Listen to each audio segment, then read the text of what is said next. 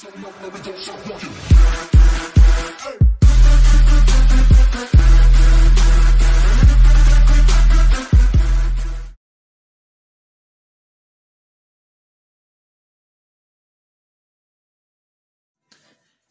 bien, salut tout le monde, c'est Scorpion 2.0. On se retrouve aujourd'hui pour une nouvelle review.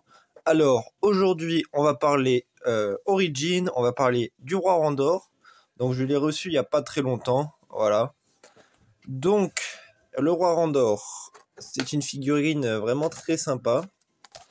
Alors moi, j'ai réussi à l'avoir chez Amazon, même si j'aime pas trop commander sur Amazon les figurines, parce que ça arrive abîmé, on va dire. Là, la bulle, elle est complètement explosée, mais c'est pas grave vu que je compte l'ouvrir, voilà.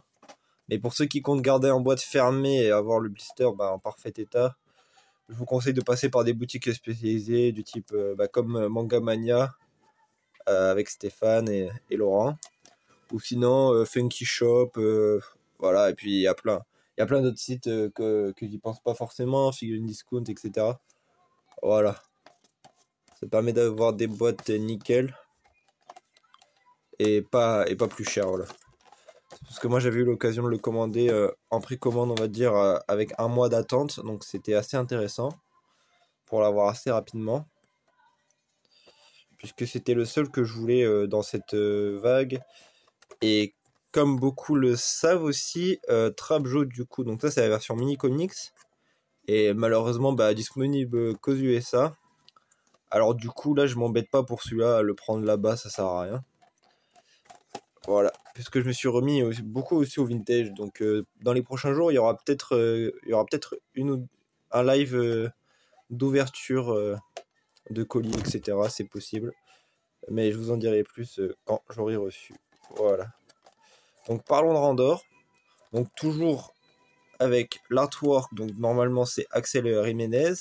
D'ailleurs je profite de ça pour vous dire, n'hésitez pas à aller voir le live de Mortal G sur la chaîne de Mortal G, avec Axel Jiménez du coup, et Lanas et Lionel Siro bien sûr. Donc voilà, c'était un super live d'ailleurs, donc voilà. Donc l'artwork, donc on voit le roi Randor, donc là on voit une figurine classique, alors ça je saurais pas vous dire le nom, il y en a qui sont plus connaisseurs que moi, mais bon moi je vais vous dire les personnages que je connais. Donc on voit Stratos, on voit Buzzov, là on voit un palais du gars, on voit un garde royal, voilà. On voit le roi Randor bien sûr. Donc il nous montre ses petites fonctionnalités. Bon, il a pas grand chose, hein. C'est juste voilà, les petites articulations, mais en tout cas il a l'air très beau exposé, voilà.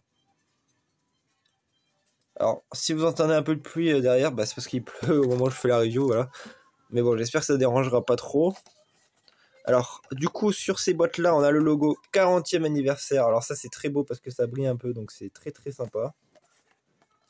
Voilà, donc King Randor, donc le roi Randor en français, toujours avec le logo, comment dire, qui a été repassé dessus en fait. Voilà, donc Master of the Universe, bande dessinée incluse, donc version euro, donc pas de bulle dans le mini comics à l'intérieur. Voilà. Après la figurine dans elle-même, dans le blister, se présente assez bien. Voilà. En plus avec un bon éclairage, on va dire que franchement le doré ressort plutôt bien.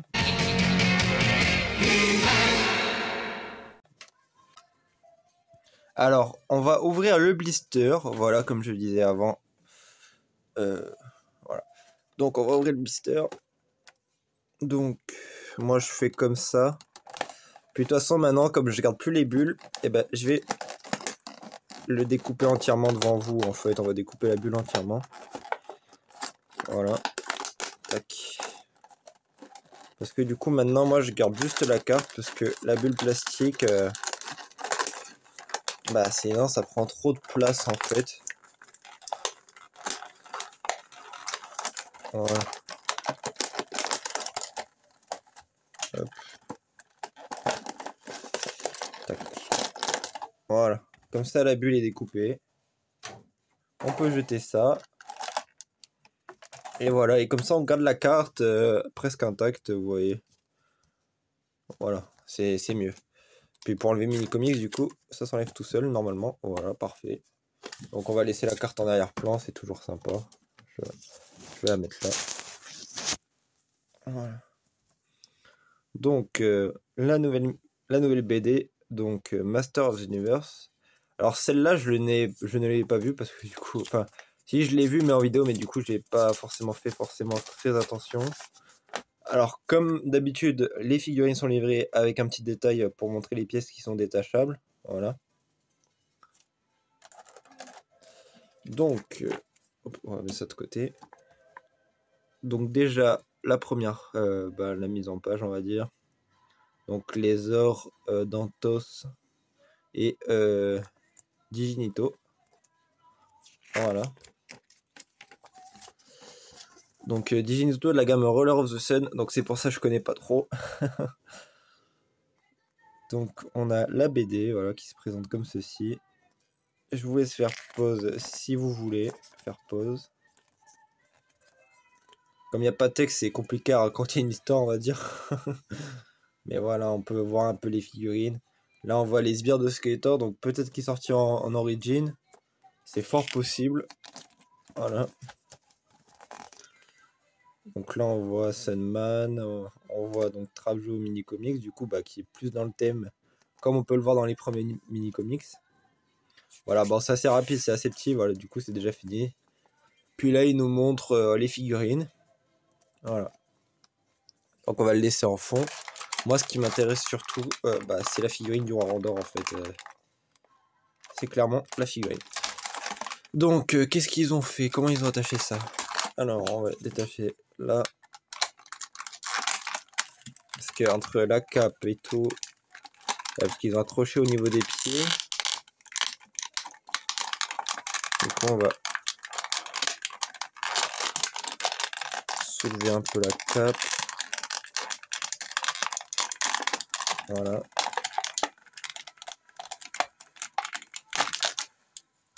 C'est pas très facile quand on a des gros doigts. Hop. Voilà. Tac.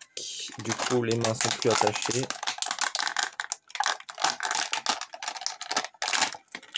On va éviter d'abîmer trop la cape non plus, mais bon.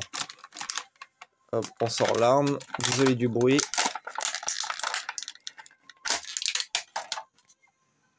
Ouais, ça va, je l'ai pas abîmé, donc ça va. On va juste lui enlever les élastiques. Alors ça, on peut les garder, les élastiques, comme plusieurs personnes le disaient. On peut, ouais, comme Jerry disait, on peut le mettre sur Roboto, par exemple, pour lui faire tenir les armes, etc. Ça, c'est bien connu depuis très longtemps. Voilà. Donc, ce roi Randor, forcément, là, il tient pas debout vu qu'il sort du blister. Ah.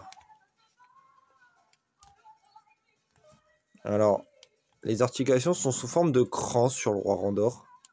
Enfin, moi, c'est ça me fait penser. Ça fait un cran. Ouais. Peut-être qu'il y a un bout de plastique à l'intérieur. Je sais pas. Ouais, bon, c'est pas très grave. De toute façon, je le laisse debout, moi, mais... Ouais, il a les articulations assez dures. Ouais. Ça faisait longtemps sur un origine que j'avais pas eu les articulations aussi dures. Mais des fois, c'est pas plus mal pour qu'ils tiennent bien debout. Parce que le problème, c'est que les figurines qui ont les articulations trop souples aussi ne tiennent pas bien debout. En plus, avec la cape, elle est assez lourde, la figurine. Donc, on va essayer d'y faire un truc sympa. Voilà. Voilà l'articulation des bras. Donc, on y va doucement. Mais je sais... Ouais, ah ouais. Ils ont l'air d'avoir mis des crans, en fait. Je sais pas si c'est ma figurine qui fait ça. Parce que ça fait des petits crans, je sais pas si on entend. Mais bon. C'est pas très gênant de toute façon. Et la tête, franchement, je suis pas déçu. Parce qu'en photo, elle rendait pas forcément bien. Ça faisait un peu la grosse tête. Enfin, les grosses joues surtout. Mais quand même, on voit que la qualité de peinture est là. Alors du coup, la couronne, on peut plus la détacher. Parce que sur l'ancienne version, la couronne, on pouvait l'enlever normalement, vu qu'il manque des couronnes sur les rois nord. Donc à mon avis, c'est qu'on pouvait l'enlever. Mais je pense que maintenant, avec les nouvelles règles de sécurité, comme c'est des petites pièces, etc., par rapport à l'âge, ils doivent faire attention qu'il n'y ait pas un enfant qui s'étouffe avec le jouet, ça serait pas le but du tout. Parce qu'avant que ce soit des figurines de collection, bah, c'est vendu comme des figurines jouées, en fait, donc c'est pour ça. Voilà, donc on va lui mettre le petit sceptre, enfin le petit. Alors du coup, bah, ils se sont pas embêtés, Mattel, hein. Ils nous sortent le roi d'or et puis ils nous sortent les ors dans la même vague. Hein, parce que ça coûte moins cher à produire. Voilà. Ils nous refont les mêmes trucs qu'à l'époque. Bah, en même temps, c'est normal, ils vont pas changer. Ah ouais, franchement. Là, avec le sceptre, c'est franchement très très joli. Le roi d'or. Alors, il va tenir debout ou pas? Ouais, comme je disais, avec la cape en tissu, en plastique, il est lourd. Mais comme on peut le voir, il tient assez bien debout. Une fois posé, voilà. On peut voir les détails. Donc, franchement, il est très très beau. Voilà. Il a vraiment une très belle peinture, hein. Franchement, je vous cache pas. En le voyant comme ça. Voilà. J'essaye de faire un peu le gros plan pour vous montrer. Voilà. Admettons, on va mettre une Musclor Origin à côté. Et ben franchement, ça le fait grave. Dans une collection Origin, du coup, ça le fait largement. Voilà. Par exemple, si je prends un petit Cobra Khan vintage, moi je l'ai complet dans ma collection, mais j'en ai reçu un autre il y a pas longtemps parce que j'ai acheté un truc et du coup il était dedans. Bah franchement, ça le fait aussi à côté. C'est vraiment très très sympa. Vous aura plu, n'hésitez pas à mettre un petit pouce bleu, à commenter, à partager la vidéo, à vous abonner si vous le souhaitez, aucune obligation. Voilà. Alors, je vous dis à la prochaine, c'était Scorpion 2.0, ciao tout le monde.